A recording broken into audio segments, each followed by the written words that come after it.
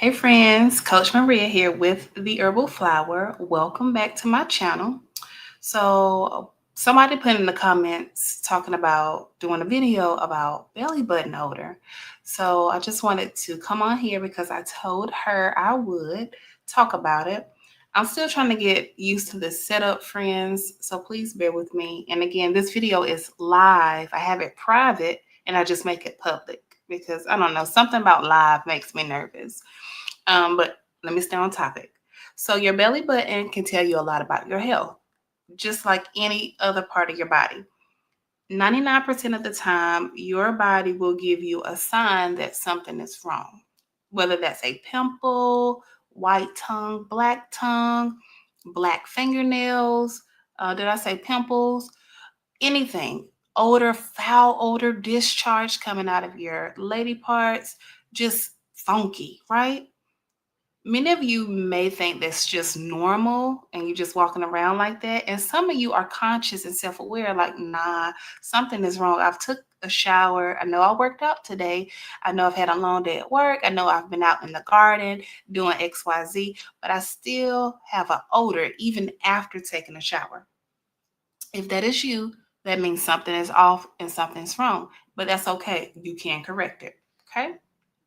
So please don't think that you're dirty or unclean because you have an odor. Because again, most of the time when something is going on with the body, it's because of something internal, or it could be something that you're eating. Again, internal.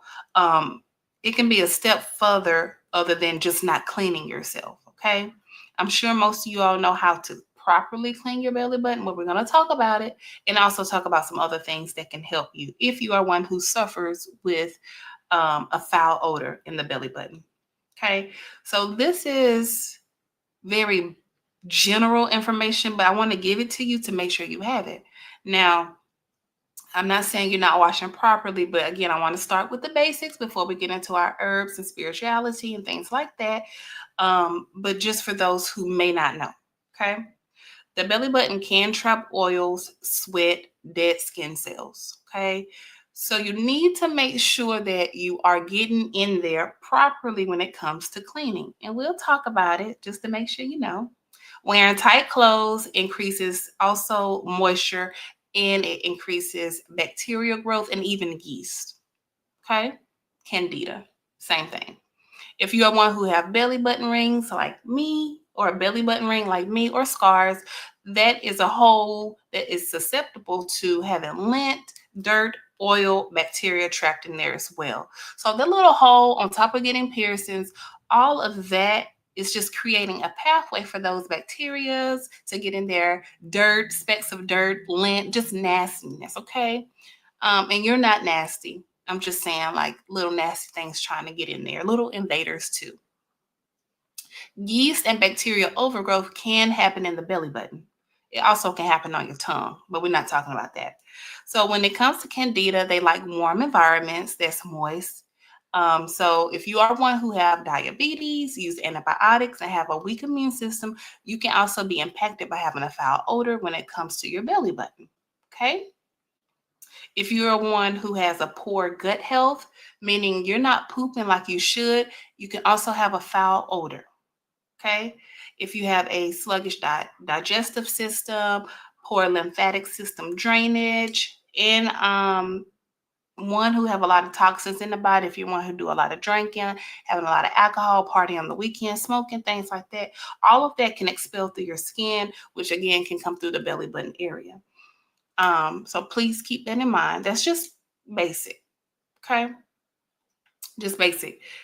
Now, the way I grew up, the way I was taught, I'm gonna give y'all both ways how to properly clean your belly button. And then we'll talk about some foods and stuff like that. So all you need is a Q-tip. I don't have a Q-tip. Let's pretend this pencil is a Q-tip. You're gonna make sure you take your Q-tip and you're gonna dip it into either some witch hazel, apple cider vinegar works, and if you grew up like me, I was taught to use rubbing alcohol. No, that's not on the holistic realm, but it worked. Hear me out. And all you do is, dip it in there and then you're going to rub it into your belly button after your shower, or you could do it before your shower. Me before. So, Oh, bear with me 1 second, friends. That was my daughter sending me an alert. So sorry. And I can't cut that out. Anywho, so again, you're going to take that, dip it into some ACV, witch hazel, rubbing alcohol. You're going to marinate the belly button with the Q-tip. And if you got it coming out of the Q-tip coming out and it's covered in black or dirt or filth, you're not properly cleaning yourself like you should.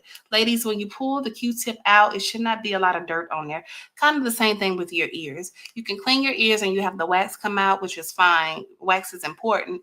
But if you're cleaning your ears on the regular or cleaning your belly button on the regular, you should not have any gunk in there, so you'll know it's clean. So make sure that you're cleaning your belly button before or after the shower. Okay. Make sure that you're also making sure that your belly button is dry when you get out the shower. So again, ladies, you take the towel, rub it in there, make sure it's completely dry. Why?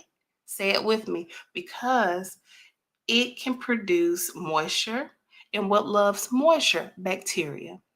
And if you are one who has sensitive skin and you're just sensitive, some people are, some people are not. If you are one like that, you're just going to have the bacteria that can form because it loves those warm environments on top of the candida growth, which is yeast. Okay.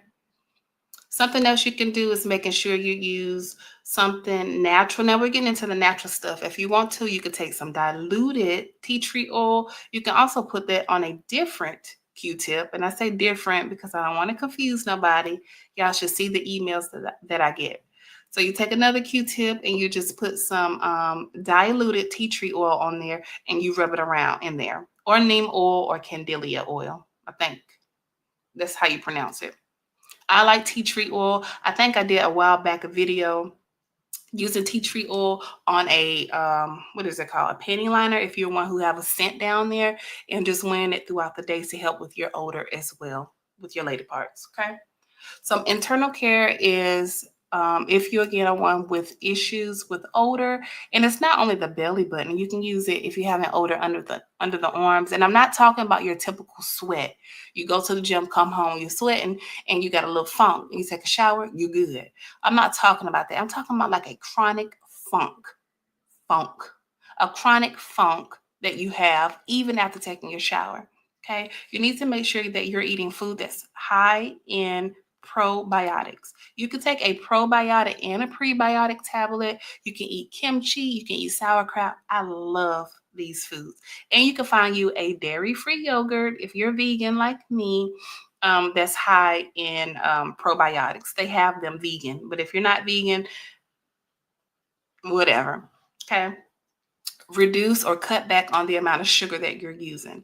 If you're one who likes your Debbie cakes, pies, all of that, you cannot have too much sugar because again, yeast, candida, all that's the same. You're probably going to need a candida cleanse, which again is yeast. I use those words interchangeably. They're the same thing. Don't overthink it. But if you are one who are constantly getting yeast infections, cut out the sugar. All this has an impact on the belly button and the funk or the odor that's coming out of it, okay? You need to make sure you're drinking your water. What did I tell y'all? Get y'all a cute cup and drink some water. Have you a smoothie. Eat an apple. It's not hard, friends. It's not hard. And we're going to chat once I get through my notes. Something else you can do is making sure you move your lymphatic system. And you can do that by doing dry brushing, jumping on the rebounder, going into the sauna. All of those help with getting your lymphatic system moving, okay? That's what gets everything flowing and going. If you're one who has HIV, I'm not going to talk about it. So I'll talk about it in a different video. I try to stay away from those topics, friends, because it becomes a lot and it becomes too stressful. Anywho, now this right here is something for you. How can I say it? We talked about internal health. We talked about external health. Again, external health, I'm sure you grew up and you already know how to properly cleanse yourself. But if you don't, I provided those little tidbits. And again, eating the internal foods that's good for you, those that are rich in probiotics. You can do a quick Google search and find you some foods that are high in probiotics or have probiotics. So take the vitamin. And the key is to do it consistently every single day so you can see real results. Something else I'll add that other natural healers do not like to say, it's okay to go to the doctor. It's okay. I go to the doctor for my yearly checkups if I need to. You have some natural healers out here that will tell you not to go to the doctor. I go to the doctor for blood work. I go to the doctor for if I'm having something going on and the herbs did not work and I need to figure out what it is. When I figure out what it is, then I can work on myself. But I'm not going to neglect going to the doctor. And I'm not going to tell you not to go either. Go for the information. Well, I'm not going to even go more into detail with that. Okay, we're about 10 minutes into this video. So something else when it comes to the belly button, if you've tried everything, the doctor, you've tried internal health, you've tried external health, then it's time to get a little spiritual. I'm not religious. If you are, I respect that. I'm not, and I like to do things on a very spiritual, holistic way. I do believe in holistic health, mind, body, and spirit, and I believe in practicing those things. So if you were me, and this is how I would be talking to you if you were me, or the things I would be trying. So, with your belly button, it is part or sitting near the solar plexus chakra. I'm gonna say that again. I got tongue tied. So, your belly button sits near your solar plexus chakra. Okay. You know, you have your alignment and you need to be in alignment to feel whole. You know, if something's out of alignment, you're not going to feel your best self and you're going to have some ailments, odor, headaches, just anything. But on a more spiritual level, when it comes to your solar plexus, that's where your confidence is, your power, your intuition. Think about your gut. Does that make sense? If that's off, I can guarantee you if you are having issues with the belly button, it's producing no odor, you're having issues with the solar plexus, I can guarantee you that your confidence is off, you don't feel powerful like a powerful woman, and your intuition is off. One of the three, okay? And I'm not saying that to be mean. I'm saying this as a heart to heart. If you were me, this is how I would want someone to talk to me, okay? You can also be holding in stress and emotions and it feels stagnant. Okay. Just like the lymphatic system, you need to get it moving and going and flowing. Otherwise, it feels stagnant. Same thing with your gut health. You need to get your digestion moving and flowing so it's not stagnant, still. You don't want it still. You want everything to flow, if that makes sense. Okay. So again, your belly button it sits near the solar plexus chakra. And it's the center of where your power, your confidence, all of that, and your intuition is. Okay. If you're holding too much stress, emotion, and again, I'm getting spiritual just a little bit on you all. Okay. So, some other things I want to tell you all, friends, before we have like the wrap up of this video, something that you can do on a more spiritual, holistic journey, I guess I would say. You just need to anoint yourself in oils and the belly button. I don't have any oil sitting on, but I have a tincture glass. I'm making a new product.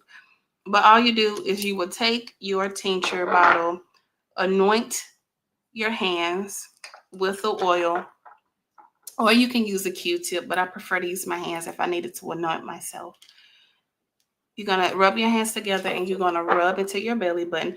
After you've did your bath, doing your alcohol or witch hazel or ACV, whatever you decide, after cleaning your belly button before or after your shower, drying your belly button clean, drying it dry, making sure everything's good there. After going into the kitchen, eating you some kimchi, some sauerkraut, or something high in probiotic. After doing all of that, and you're still having an issue, go see the doctor, still having issues. Because I've seen where women post online, oh, I've tried everything. I've went to the doctor. The doctor said that nothing's wrong, yada, yada, yada. If you are still dealing with that, remember, holistic health is your whole self. It's all of you, the mind, body, and spirit. So it's okay to get spiritual. Again, if you're religious, It's okay. It's still okay. That's another conversation for another time.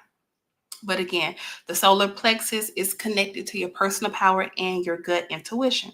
So you'll have to anoint yourself, use some kind of oil. You can use lemongrass, frankincense, or candela, I believe it's called. You can use those oils. Again, anointing your hands, and you're going to say some affirmations as you rub your belly button, your solar plexus, as you rub that area. And I'm going to give you an affirmation to say. I honor my body's signal and release all stagnation from my center. I'm going to demonstrate again for you all. You're going to take you an oil, anointing oil for your solar plexus and your belly button. And again, you can use lemongrass, frankincense, or candelia. I think that's how you pronounce it. But again, you're going to take it, put on your fingers, anoint it. You're going to do this with intention. Then you're going to rub. I would stand up. I'm stand up. You're going to anoint yourself. Okay? You got it? And you're going to say this affirmation. I honor my body's signal and release all stagnation from my center. Does that make sense? Let me know down below if it makes sense. So, as I wrap up this video, friends, if you are one who got a funky belly button, it's okay. Don't be embarrassed. Take care of yourself. Go see a physician. Do internal, external, and spiritual care. And I can guarantee you, you will have some comfort. You will have, what's the word I'm looking for? You will have friends. What's the word I'm looking for? This is why I don't do live videos. You would have some relief. Okay? Please do not ignore the signs, the signals that your body is giving you. Your body will always give you signs and signals. That pimple that's here, that pimple that you get here and there, that's a sign. Yellow eyes, sign. Okay? Black neck, sign. Dots on your fingernail, sign. A cramp in the side, sign. Y'all get the point. Do not ignore the signs that your body is giving you. It's very important that you listen to your body. You've been in your body, however old you are. You've been in your body 35 years. You cannot ignore the signs, and you need to start learning you. You know when something smells off, you know when you smell funky. If you take a shower and you still do not smell fresh, something's wrong. You need to start working on internal, external, and spiritual care. Okay, friends? So I'm going to go ahead and close this video. I'm 17 minutes in. I got to get these videos down far as in time. But that's okay. I will see y'all in the next video. Oh, that glare. Y'all see that? It's okay. But I will see y'all in the next video. Like, subscribe, comment, share this video. Thank y'all. I will see y'all in the next video.